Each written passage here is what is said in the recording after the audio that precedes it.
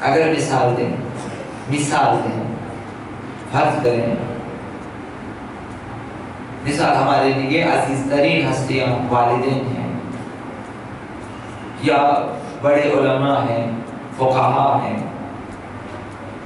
اب ان کے سامنے لے جائیں کسی ٹوکری میں، کیا لے جائیں؟ اور گناہ کی مثال کیا ہے؟ گندگی کی مثال ہے، کثافت کی مثال ہے، کیسے پیش کریں گے؟ کیسے پیش کریں گے؟ یا کم از کم آپ اسے اور بھی کریں کہ خراب شدہ میوے جو کہ خراب ہو چکے ہیں، سڑ چکے ہیں، کیسے پیش کریں گے؟ یعنی یہ ساری یہ کس لیے پیش کیا؟ انسان حیا کرتا ہے، تو کیا ہم خدا کے بندے ہیں؟ کیا ہمارے عقائد، ہمارا یقین ان چیزوں کے بارے میں واقعی درست ہے؟ ہر شب جمعہ ہمارے اعمال ہمارے نبی کے سامنے پیش ہوتے ہیں۔ پانچویں امام نے درخواست ہمیں بتا دیا، ہم سے کہا ہے، انہوں نے ہم سے چاہا ہے انہوں نے کہ اے بندگان خدا حیا کریں، شرم کریں، کوئی برا عمل پیش نہ کریں اپنے حضور، اپنے رسول کے حضور۔ آقا رسول خدا صلی اللہ علیہ وآلہ وسلم فرماتے ہیں یا علی، یہ حدیث بہت طویل ہے، یہ جملہ عرض کرو صرف یہی ایک جملہ چولانی حدیث ہے۔ کیا فرماتے ہیں پیغمبر علیہ السلام؟ یا علی اعمال شیعتک، آپ کے شیعوں کے اعمال، پیغمبر اسلام فرماتے آپ کے شیعوں کے اعمال، علی سے فرماتے اعمال شیعتک ستعرض علی فی کل جمعہ، ہر جمعے کو شیعوں کے اعمال میرے پاس پیش ہوتے ہیں۔ تو شاید اس طرح کہیں درست ہے کہ ہر شب جمعہ کو تمام بندوں کے اعمال پیش ہوتے ہیں، روز جمعہ خصوصیت کے ساتھ بالاخص شیعوں کے اعمال پیش ہوتے ہیں کہ یہ جمعہ شب جمعہ آپ نے تمام بندوں کے اعمال دیکھ دیے، اب روز جمعہ میرے شیعوں کے اعمال بھی دیکھیں۔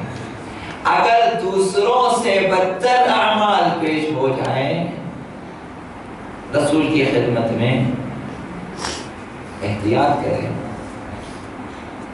اپنی زبان احتیاط سے چلائیں، اپنی فکر احتیاط سے، سوچتے ہیں آپ تو احتیاط سے سوچیں، کس کے بارے میں سوچ رہے ہیں، درست سوچیں، غلط نہ سوچیں، تعصب نہ سوچیں، گمراہی نہ سوچیں، گناہ نہ سوچیں، دشمنی نہ سوچیں، اپنے خیالات میں دوسروں سے انتقام، تعصب،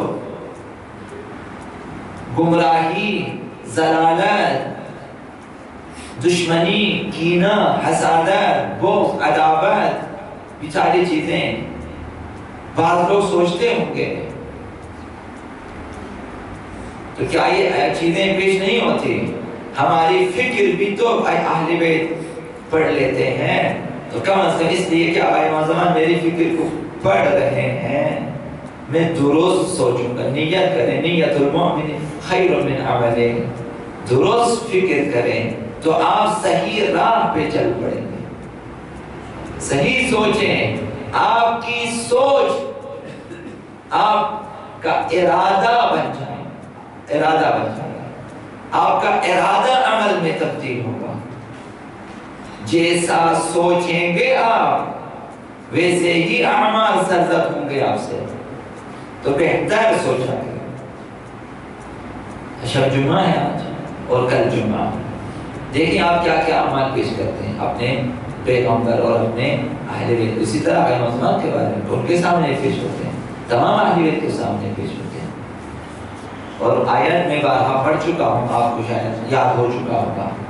خداوند متعال نے اسی سلسلے میں فرمایا وَقُلِ اعْمَلُوا، اے میرے حبیب کہہ دو ان سے کہ عمل کرو، کام کرو، بات کرو. عمل ہے یہ. وَقُلِ اعْمَلُوا، آپ فرما دیں کہ عمل کرو، بات کرو، کردار، رفتار، گفتار، اشارے، کتابت، قلم، جو چاہے کرو. فَسَيَرَى اللَّهُ عَمَلَكُمْ، خدا تمہارے عمل کو دیکھ رہا ہے. خدا تمہارے عمل کو دیکھ رہا ہے. تم کیا سوچ رہے ہو وہ دیکھ رہا ہے. تو کیا بول رہے ہو وہ دیکھ رہا ہے. تو کیا سن رہے ہو وہ دیکھ رہا ہے. تو کیا لکھ رہے ہو وہ دیکھ رہا ہے. وَقُلِ اعْمَلُوا فَسَيَرَى اللَّهُ عَمَلَكُمْ وَرَسُولُهُ وَالْمُؤْمِنُونَ، فقط خدا نہ تمہارے رسول بھی دیکھتے ہیں تمہارا جو کچھ سنتے ہو، جو کچھ کہتے ہو، جو کچھ کرتے ہو، جو کچھ لکھتے ہو، رسول بھی دیکھے. والمؤمنون، یہ ہر بندے کے اعمال دیکھنے والے مومن کون ہیں؟ ہم بھی تو مومن ہیں. ہمیں کیا معلوم دوسرے کمرے میں کون کیا کہتا ہے، کیا بولتا ہے، کیا سنتا ہے، کیا لکھتا ہے. تو ہم تو نہیں دیکھ رہے. تو پھر بعض مومنین ایسے ہیں جو کسی بھی بندے کو جہاں بھی ہو، جب بھی ہو، جیسا بھی عمل کرے وہ دیکھ لیتے ہیں. یہ ائمہ اطہار ہے، یہ ہمارے ائمہ معصومین ہیں. تو ہمارے اعمال کے دیکھنے والے خدا، رسول، اہل بیت. صرف یہی نہیں، فرشتگان الہی ہیں، زمین و زمان گواہ ہیں. آپ کس کس کو جھٹلاؤ گے؟ ہم کس کس کو؟ زمین کو جھٹلا سکتے، تو جھوٹ بول رہی ہے. زمانے کو تو جھوٹ بول رہا ہے، کس کس کو جھٹلاؤ؟ پھر اعضاء و جوارح، اليوم نختم على افواہہم، تمہارے منہ بند کر دیے جائیں گے، مہر لگا دیے جائیں گے. اليوم نختم على افواہہم، تم نہیں بولو گے، ہاں تمہارے اعضاء بولیں گے. وتکلمنا ایدیہم، تمہارے ہاتھ، ارجل، لوگوں کے پیر، اعضاء و جوارح گواہی دیں گے. ان کو جھٹلائیں گے کہ اے ہاتھ تو جھوٹ بول رہا ہے، اے پاؤں تو جھوٹ بول رہا ہے. آنکھوں سے جھٹلائیں گے کہ آنکھیں تم جھوٹ بول رہی ہیں. کانوں کو جھٹلائیں گے کہ میں نے کب ایسی باتیں سنی. کس کس کو جھٹلائیں گے؟ اليوم نختم على افواہہم وتکلمنا ایدیہم وتشہد ارجلہم، تمہارے پیر گواہی دیں گے جو کچھ تم نے کیا. لہذا یہ اہل بیت اور یہ ہمارے اعمال، شب جمعہ ہمارے اعمال شاید ابھی تک پیش ہو چکے ہیں، باقی صبح شاید پیش ہو جائیں. اہل بیت سے مودت کا دعویٰ آسان ہے. دیکھنا یہ ہے کہ اہل بیت کی نظر میں ہم شیعہ ہیں یا نہیں ہیں، مومن ہیں کہ نہیں ہیں. دیکھنا یہ. آقا امام جعفر الصادق علیہ السلام فرماتے ہیں افترق الناس فینا علی 3 فرق، لوگ ہمارے بارے میں 3 فرقے ہیں، 3 قسم کے ہیں، 3 طبقے ہیں، 3 گروہ. لوگوں کی 3 قسمیں ہیں اہل بیت کی نسبت. پھر دیکھیں ہم جو شیعہ کہلاتے ہیں بمعنی خاص شیعہ کہلاتے، نہ بمعنی عام. خاص پیرو اہل بیت، پیرو امیر المؤمنین کے عنوان سے شیعہ کہلاتے ہیں، نہ ہر پیروی کرنے والا۔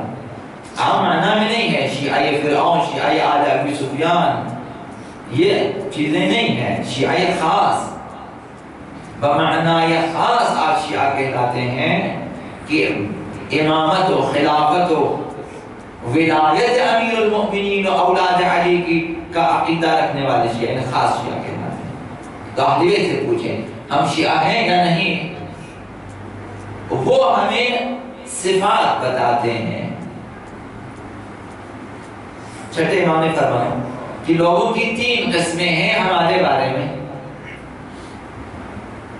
فرقت احبونا انتظار قائمنا، ایک گروہ وہ ہے جو ہمارے محب ہیں، ہم سے محبت کرتے ہیں اور ہمارے آبا امام زمان علیہ السلام کے انتظار میں ہوتے ہیں۔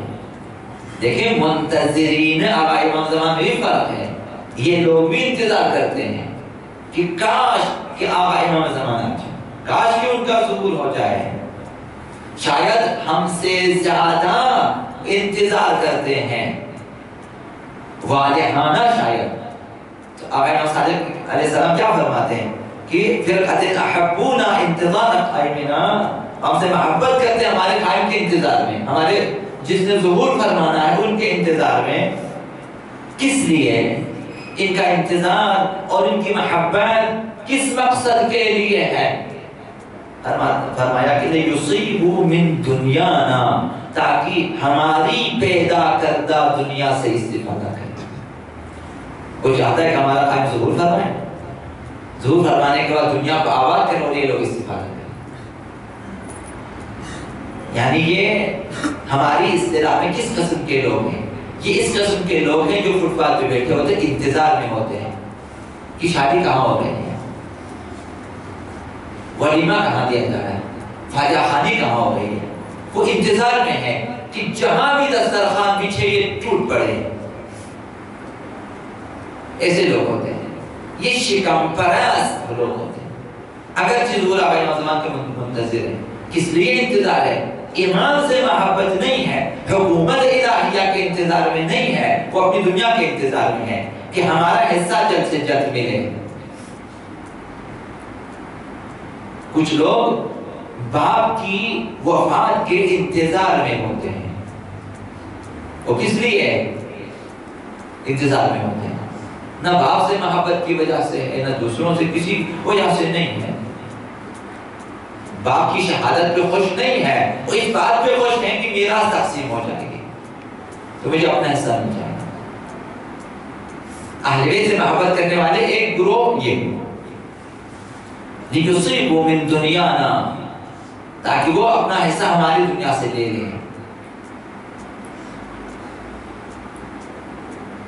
جیسے بعض خطیب انتظار میں ہوتے ہیں محرم کے، اور امام حسین سے محبت کی وجہ سے نہ، وہ اپنی فیس کی وجہ سے کہ مجلسیں رونق پکڑیں تو انہیں اپنی فیس مل جائے، زیادہ سے زیادہ فیس مل جائے، ڈیمانڈ بڑھ جائے، ان کے لیے دنیا بھر سے دعوت نامے آ جائیں، بعض کو یو ایس اے بلائیں، بعض کو یو کے بلائیں، بعض کو آسٹریلیا بلائیں، بعض کو ادھر بلائیں، بعض کو اس شہر میں، بعض کو اس شہر میں۔